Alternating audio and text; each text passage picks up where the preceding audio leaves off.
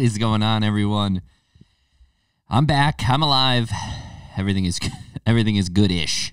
So, yeah, setting off the episode in a really positive note. I got smashed before the weekend. It was a really good time, and by smashed, I mean rear-ended by a Nissan Rogue. It is a crazy experience. I'm not going to lie to you guys. And I'm not a very spiritual person. I'm not one of those types. But 2 days before, I was thinking, I haven't really been in any accidents, any car accidents or anything. And then the day of, I pulled out of my driveway. I was like, you know what? I really haven't been in any accidents or anything. I'm a pretty good driver. People, I haven't really seen anything like that or been a part of it. And then boom, that morning I'm listening to Tom Segura and Chris Stefano. I'm at a red light just looking forward, and I'm listening to a podcast, and Chris Stefano said in one of the podcasts, he goes, they say I have a best man face but best friend body, And as soon as he said that, I saw a black Chevy truck brake hard and then fly by, doing maybe double the speed limit. And I'm at a red light. I'm just chilling. So then I look off to the side. Then I hear just 2 seconds of a screechy tire, and then bam, I got hit right in the ass. My beautiful Subaru that I love so much is now no longer with us. And I was out of it. I got hit, and then I was just out of it. I couldn't, I didn't really know where I was for a second. It was probably and then this woman, she came out of nowhere. She's like, "Are you okay? Are you all right?" And I'm like, "Yeah, I guess so." I couldn't get out of my driver's side door. I had to get out the other side. Airbags went off, powder everywhere. And she's like, I can stay if you want me to. And, for me, I was just like, I didn't know what was going on. She's like, I could stay if you want me to. I saw everything that happened. So I should have said yes. I just was so out of it. I'm like, no, you're okay. She's like, I have to go to work. So I didn't want to, you just don't even act. And, yeah, so, just kind of sitting there. You never know. You never know when, something like that's going to happen. That's the craziest part. And I had, the kid who hit me, his car hit me so hard that he spun around me and he actually ended up in the front of me. He hit me so hard in the back, the access point turned him, and then he ended up in the front of me. And then he gets out. He's like, "Oh yeah, I was going a little fast. I'm so sorry. I'm so sorry." He's apologizing to me, and I don't even know where I am at this point. And the only thing that I could think of, right then and there, people say there were life flashes before. I didn't see shit. You know what I mean? I couldn't have. I didn't even see anything coming. So there's no life flashing. The only thing that I felt bad about is I was like, man, I'm going to be, I didn't even think about it. I was like, man, I'm going to be late for work. That's where my head, I was like, man, I'm going to be freaking late. It's like, dude, you're not going to work today, you dumbass. You're not going, and that's it. And that's the crazy part. In my head, I was just like, I'm going to be so late for work, and that's the only thing I kept repeating in my head. And then finally, after I think 5 minutes, I started to get, snap out of it. And man, I mean, it's just such an insane experience. You know what I mean? When you get, I got blasted from behind. I got blasted from behind, and he didn't even buy me dinner or give me a kiss first. And it's just a crazy experience. I will say, the shoulder separation, because I went and got checked out the next day. A little dizzy. My head still is a little weird. When I get up, everything feels kind of dizzy if I do it too fast. And then on top of that, they x-rayed my shoulder, separated shoulder. So that's going to be fun. And I love working with PTs, so that's good. And I know I probably could do the PT. Technically, I know people are going to roll their eyes at this myself. But I think it's important to have somebody else look at it because they're going to see different angles, different things that you could have done or should have done.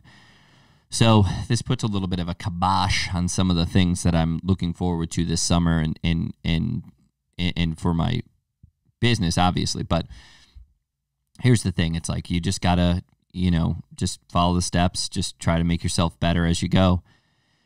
And, it happens. It happens to people, all the time. So the other thing I will say is I went to the hospital. I went to Bristol Hospital.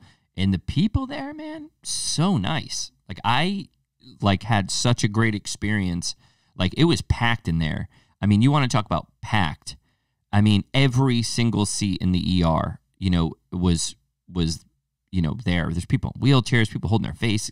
Some woman came in with a broken arm. That was interesting to see her hand up and her arm, like, it was like broken, looked like an L, And, just kind of sitting there. And every single person I interacted with was just so nice. And I love that. You know what I mean? It's like just good bedside manner, just really focusing on, they were apologizing. I'm like, why are you apologizing? You didn't send all these people in here. Like, why are you apologizing? Don't apologize. You don't have to apologize for that. So yeah, I mean, with all of that going on, still people are able to just be so nice, so respectful. And then when I left, there was this dude and this lady, she was going to discharge me. I was there for like 5 hours, you know what I mean? And that's a long time. I was there for a while. And she's like, hey, there's a very, very upset person in the ER. So let's, just be warned. And I'm like, I'm fine. I'm going to be all right. But they walked me out with somebody else. And she's like nervous. The broken arm girl. They fixed her up and everything, and they're going to ship her on her way. I don't really think she needed x-rays. It's very clear that her arm was broken. You're like, oh, I think you need to x-ray. It's like, her arm is in the shape of an L. So, yeah, I don't think you need to do that. So, as I'm going out, I look, and there's this kid. And maybe he's about my age, maybe a little younger. And he must weigh all of maybe 130 pounds. And there is 7 security guards and 1 police officer all around him. I'm like, you need all this for a 135-pound kid with tears in his eyes? He was screaming because they cuffed him because I believe he had warrants. And whose fault is that? Because I could hear him screaming a little bit. I was actually, the story gets better. 2 things. One, I was in the psych ward. They put me in the psych floor because they were, they want to make sure that there's beds for the COVID-19s. So I was in the psych floor. So what I noticed about being on the psych floor is, you get a bed and you get a chair, a desk that's bolted to the ground, a chair that is bottom heavy. They fill it with sand or cement, so you can't throw it at somebody on the psych floor, which is very nice. And there's not a whole lot you can hear when you shut the door. Like you can't hear anything outside, which is creepy. And you know what they put on? Like in my room, it was Special Victims Unit. Like it was like, SVU or whatever. And I'm like, why would you put this on in a psych ward? Like, this is a depressing show. I can't change it because it's in a box. You can't, do anything on that floor. So I'm just sitting there. I'm like, you couldn't put on something a little happier? I gotta watch this shit. These detectives talking about, sexual crimes against people, against, children and shit. I'm just like, what the hell? Or why is this even on? I'm just sitting there like, this is going to be interesting. And then every time somebody walks by, because I'm in the psych ward floor, like I'm in that room, the nurses and the people keep walking by and they're like, hi, hey, how are you? Like, hi, how's it going? So I thought that was funny that I was just like sitting there in a chair, I'm like like rubbing my head and my shoulder. I'm like this. And then people keep going by. They're like, oh, he's supposed to be in there, which they're not far off. I mean, I probably do, I probably should have taken a couple of trips there. But so when we leave, there's another thing that I noticed. And I noticed it when I first got there, but I also noticed it because I ran into him again and I ran into another guy. At this thing, the security guard, now this is the shirt that I'm wearing. Okay, the shirt that I am wearing is, this is a medium or a large. I'll try to squeeze, I'll try to squeeze into a nice medium, keep it going, or I'll buy an athletic fit like shirt. Now, the thing I didn't understand was, dude, this security guard, I mean, when they ordered shirts, when he was said, like, when they were like, hey, bro, we got to order shirts. It's your first day, when he said small, like order me a small, that's what size shirt I wear. The person who took the order even was like they're writing it down. They're like, yeah, small. Like that's what they must have said when they saw this guy. And he said, yeah, small. That's my size shirt. This security guard had the tightest shirt on I have ever seen anybody wear ever. So I was like, I had shades on because the light was bothering me. It was like bothering my eyes when I got in because I took a nice little wrap on the head. So I come in and I'm looking at this guy and I cannot stop like laughing. I'm like, this is insane. Like, I'm looking around at all these wounded people, all these injured people. Like, does anybody see this guy? And nobody is going to say it. Nobody's looking as hard as I am. But, dude, this guy had the tightest T-shirt. One move, and it would have just busted. It would have just ripped all over. And I cannot stop laughing. So I saw him again on the way out. He's got his arms crossed. He's waiting for this 130-pound dude to start, going crazy again, crying about warrants or whatever, and to hold him down. But the thing that kid didn't realize, if he went to go hold that dude down, his shirt would have burst into many a different material all over the place. I mean, I was dying. I could not believe. He was at least an XL, and it's like he's like, nah, small. Small is what we're gonna get. Now, speaking of tight, very very tight uniforms. Now, here's another thing that I did not realize, and and I'm all for it, and it's gonna sound like I'm against it, but I am all for it because we'll go full circle.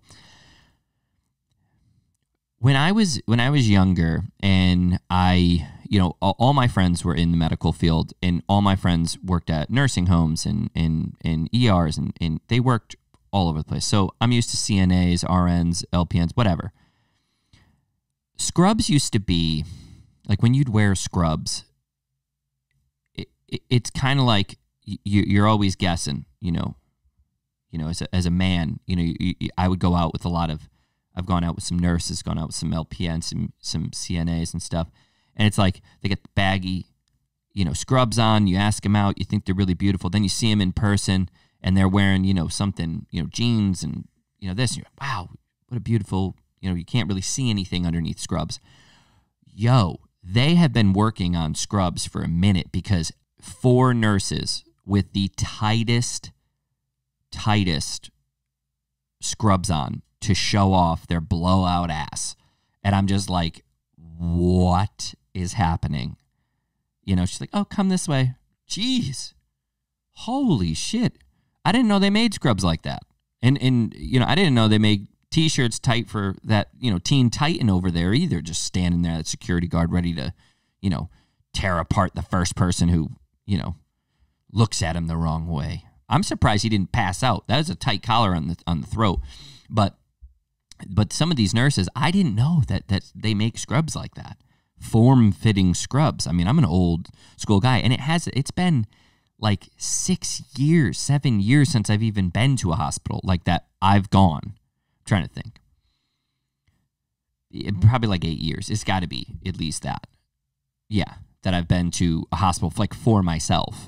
And I'm just like, wow, they've been working on scrubs apparently, and I am not mad at all. Like good for them, and good for you. You know, the confidence in, you know, how do people, you know, focus. But it's good. You know what it looked like? It reminded me of like Disney Pixar. Like Pixar keeps like drawing up all their like moms, like with like crazy curvy. Have you ever seen Mrs.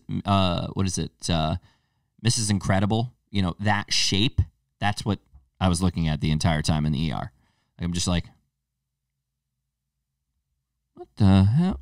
What the hell? And you know what? Do your thing. Do your thing, boo boo. You wanna do it? That's on you. You know, I can't say anything. I wear the athletic stretchy pants jeans, and my buddies rag on me. Oh my God, do I get roasted? I get roasted up every time. And yeah, I ended up going out. My buddy asked me if I wanted to go and grab a drink, and I said, you know what, it'd be just nice just to see everybody. I'll go out. You know, we'll go out. We'll do it. And you know what the problem is after you get in a car accident and you're an adult, you feel like you're in middle school again. You really do. You feel like you're in middle school. And here's why.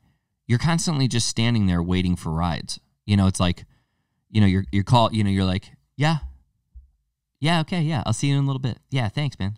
And you're like pacing, looking at the door, you know, and you're like, oh, my, and then whoever's hey, my ride's here. I'll see you guys later. Like, I feel like I'm 13. You know what I mean?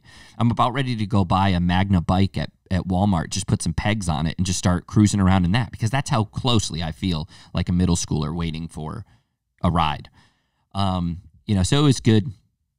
And you know, having your friends there that support you is really good too, especially ones that do not give you any sympathy at all. And I think that's important. My friendships that I like to keep are people that'll keep me in check. So as soon as they see me, I'm getting roasted. You know, they're like, yeah, really?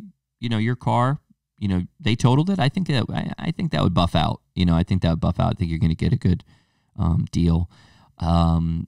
It's and you know what? Like almost getting like taken out and then having your friends just kind of really make light of the like make you laugh about the situation is very helpful, especially when you're in pain. My neck was like lit up, and my shoulder, still, like I said, we found out it was separated, so that sucks. And you know, like I said, the dizzy thing kind of gets to me too. But having friends around that will make you feel a little bit better, even though they are roasting you, is by far the best. So if you don't have those types of people around you, oh man, you need to, because they keep your ass in check. Because if you do something silly or stupid, they will be right there to tell you you're doing something silly or stupid. So we have hell yeah or hell no. So this one was fun for me because of a couple of different reasons. We'll get to talk a little bit about everything. We'll get to talk about my experiences with most of these things. So the first one, and it was a submission by Taylor. So Taylor asked, black coffee, hell yeah or hell no? Listen, sis, what do you think is in this? Black coffee only in my, that's the only thing I will drink. I will not drink anything other than black coffee. And listen, here's the thing about black coffee. We talk about it all the time, and I've talked about it ad nauseum on here and in my real life, because what we get is, I think it's like we took something, coffee, a dark black liquid that people drank, and they were like, oh shit, this gives me some juice. I feel real juiced up right now. I don't know how the hell, like, I don't even know how this came about. Like somebody like, you know, it rained on a bunch of coffee beans, and, you know, a puddle is like a dark black puddle. And the guy's like, you know what? We should drink that. We should drink out of that puddle. And the guys are like, yeah, it's a really good idea. Let's do it. Let's just take a sip out of the puddle. That's fine. And, you know, I would have liked to have been the guy that would be like, hey, you know, why don't we just have you drink out of the puddle and then just let us know how it is. That's fine. And I bet that's how it went down too. There's that one skeptic and you're like, it's a black liquid. You know what I mean? It's just not, that doesn't look very good. And the guy just sipped out of the puddle and he's like fucking running around all over the place, going nuts. And they're like, man, this is insane. Let's see how this goes. And he did it again. Then he did. Then everybody just starts drinking. It's got to be that. I probably just gave you all the crash, course on the origin story of how coffee became. So that's, you're welcome. And, I'm sure somebody will be like, no, you idiot. It was like, James Coffee was the person who invented the coffee bean. I don't know. See, I know nothing. I essentially know nothing. But so what happened over a period of time, to me with like where people started to drink coffee, and then I'm like, I always think of like Oregon Trail, like, the guy, the cowboy or the settlers boiling, a pot of coffee, him getting up, he just lost his daughter to a rattlesnake bite. His son got ran over by the wagon wheel and now limps. They got a couple of arrows sticking out of the top of the canopy. And there he is just sipping bitter, dark liquid in a tin cup.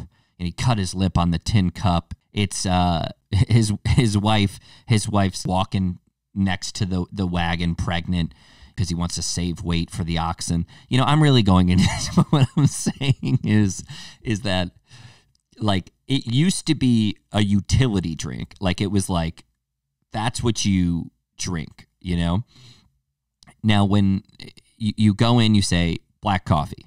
That's what I order.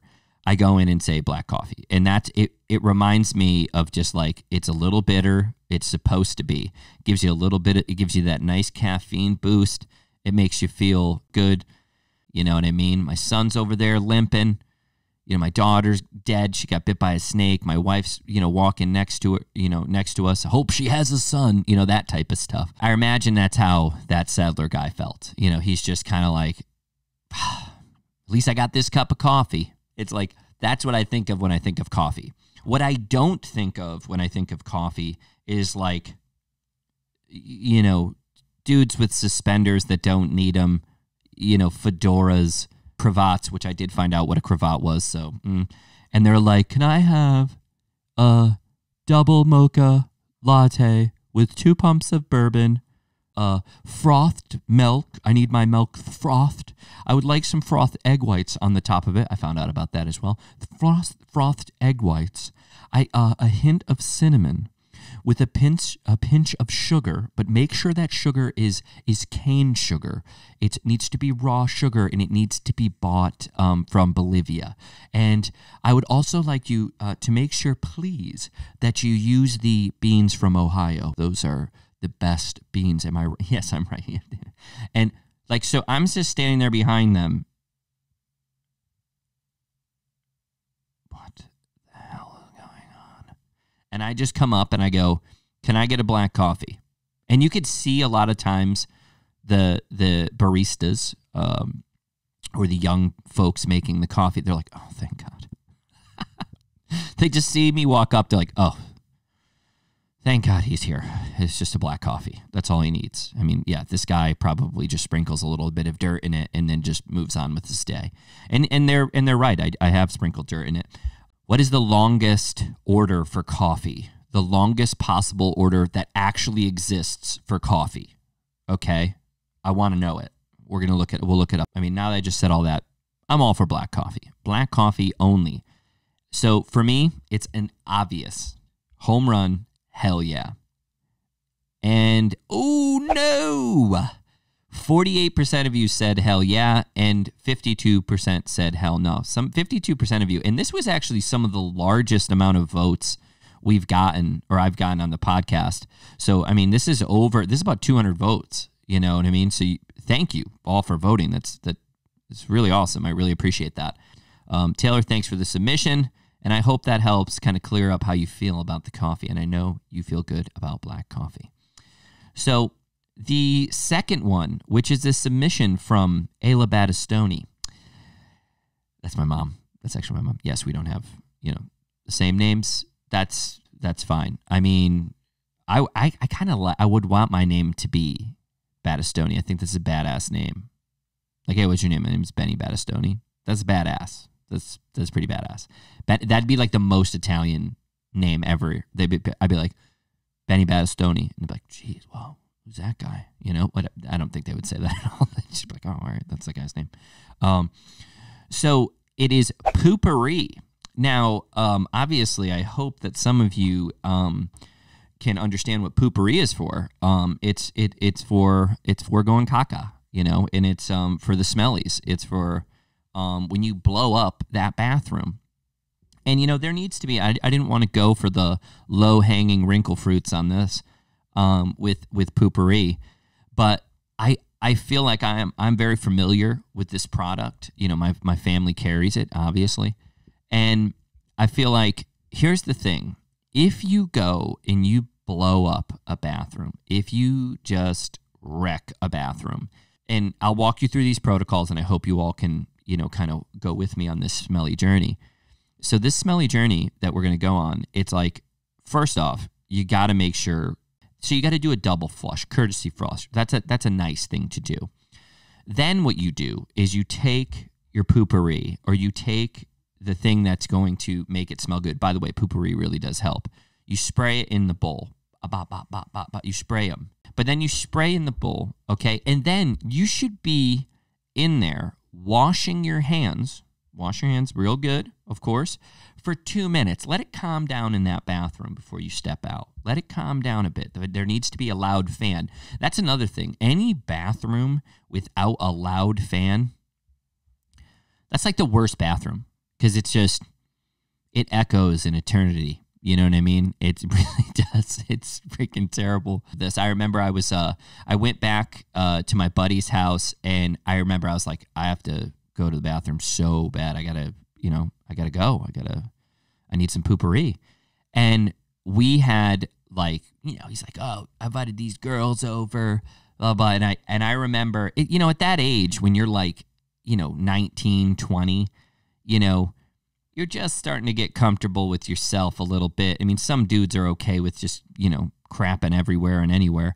But I mean, so you have pretty girls hanging out, you have people outside. I didn't know he had no fan, and the space between where the door met the floor was like this much. Like, you could probably like put your head underneath, like, hey, how's it going in there? And that's what I feared.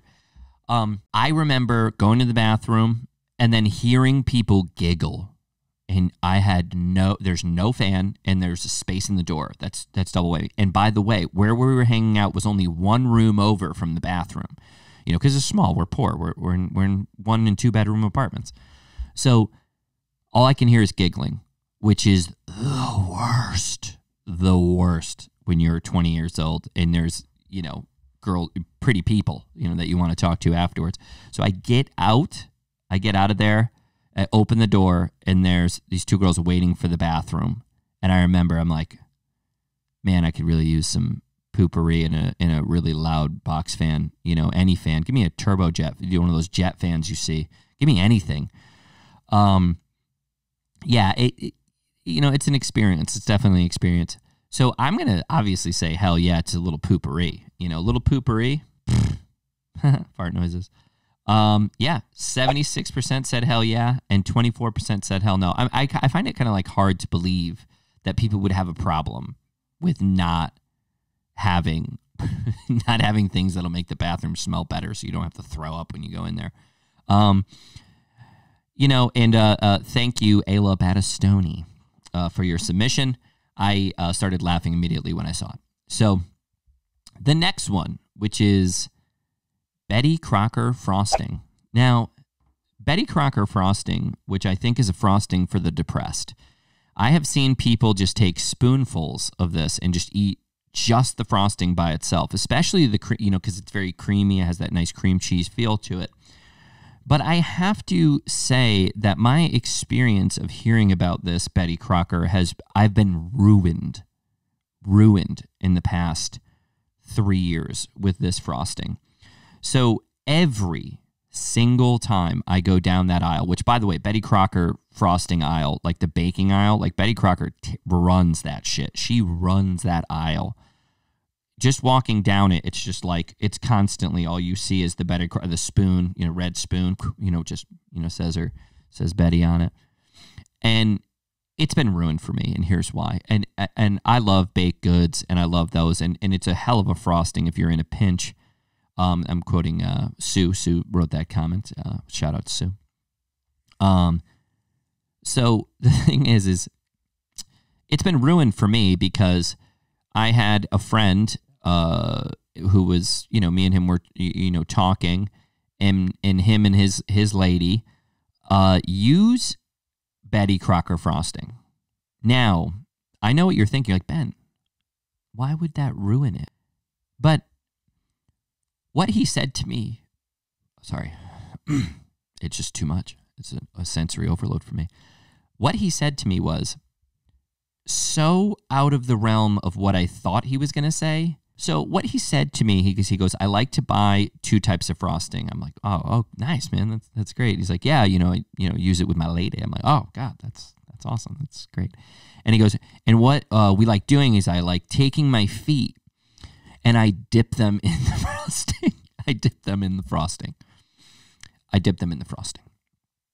And then he puts his feet, takes his feet out, and he goes, so it's like a webbed Betty Crocker frosting feet. It's webbed frosting feet like this. This is what he does. And she licks the frosting off his toes. And he just just rinse and repeat with this. Just, her calorie intake is massive. And, and so he dips the frosting and just they go to town. Yeah, that'll ruin Betty Crocker frosting for you. So, yeah, I mean, me personally, as much, to be honest with you, I'm going to hell yeah. You know why? Because I still like it. But it does, when I do see it, I do get a little nauseous. But that's not because of Betty. Betty didn't do this. It's because of, webbed frosting boy. So yes, 79% of you said hell yeah. And 21% of you said hell nah. So it's on. And thank you, Kayla Nicole, for that submission. She's going to be like, ew, you ruined Betty Crocker frosting. So seriously, it has been an absolute pleasure. It is time for me to leave. We will be having another couple of special guests that I'll have on. I'm very excited to do that because our last guest was just phenomenal. So we'll keep this coming. Make sure you hit like, share, and subscribe.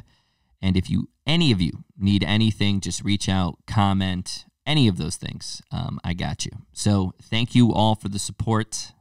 I'm out of here. Later, Gators. Ow, that hurt my ears.